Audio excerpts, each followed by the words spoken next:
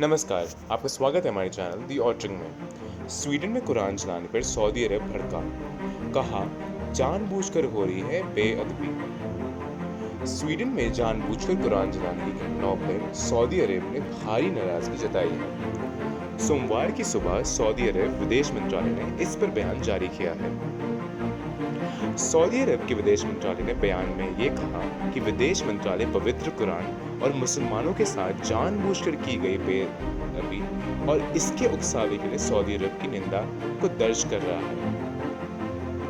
इस बयान में आगे उन्होंने ये भी कहा है कि सऊदी अरब संवाद, सहिष्णुता, सह-अस्तित्व फैलाने के पुख्ता प्रयासों के महत्व पर जोर देता है, साथ ही नफरत, चरमपंथ और सभी धर्मों और पवित्र स्थलों के दुर्व्यवहार को त्यागने का समर्थन करता है। स्वीडन में दूर दक्षिणपंथी और अप्रवासी विरोधी समूह द्वारा मुसलमानों के धर्म ग्रंथ कुरान को जलाने की घटना के बाद कई शहरों में चौथे दिन भी झड़पें हुई हैं। स्थानीय मीडिया ने बताया है कि पूर्वी शहर नोरेशोंगविंग, जो कि नॉर्दर्न स्वीडन में है, रविवार को लगातार दंगे हुए जिनमें पुलिस ने दंगाइयों को चेतावनी देते हुए उन पर गोलियां चलाई, जिसमें 3 लोग अब तक घायल हो गए। कई वाहनों में आग लगा दी गई है, जबकि कम से कम 17 लोगों को गिरफ्तार भी किया गया है।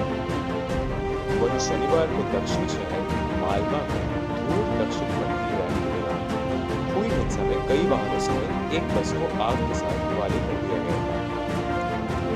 इससे पहले ईरान और इराक सरकार ने अपनी ये मौजूद राजनीतिकों को कुरान चलाने के बाद हुई प्रदर्शन के लिए तलब किया था। कुरान चलाने को लेकर आंदोलन हार्डलाइन आंदोलन के प्रमुख और डैनिश स्वीडिश चरमपंथी रस्मुस पालुदन ने कहा है कि उन्होंने इस्लाम के सबसे पवित्र कुरान को जलाया है और वो अपने इस काम को दोहराएंगे।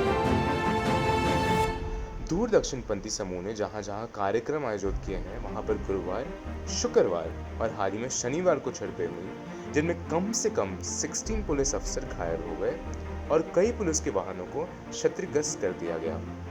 स्टॉकहोम, जो कैपिटल है स्वीडन के उपनगरों और लिप्सिंग और नॉर्सिंग जैसे शहरों में भी घटनाएं हुई।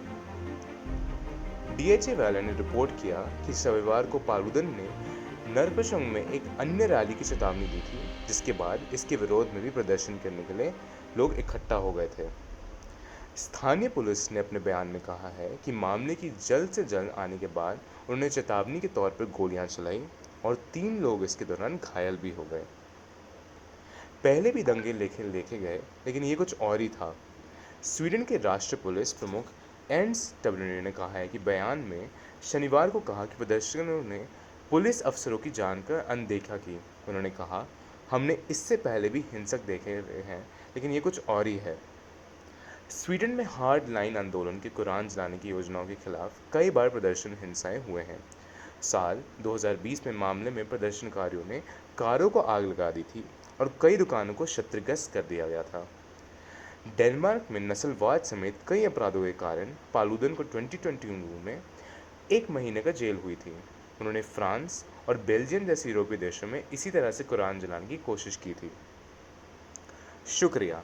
ऐसे ही बने रहे हमारे चैनल दी ऑटरिंग के साथ, और देश और दुनिया की खबरों को जानने के लिए हमारे वीडियोस को लाइक और सब्सक्राइब ज़रूर कीजिएगा।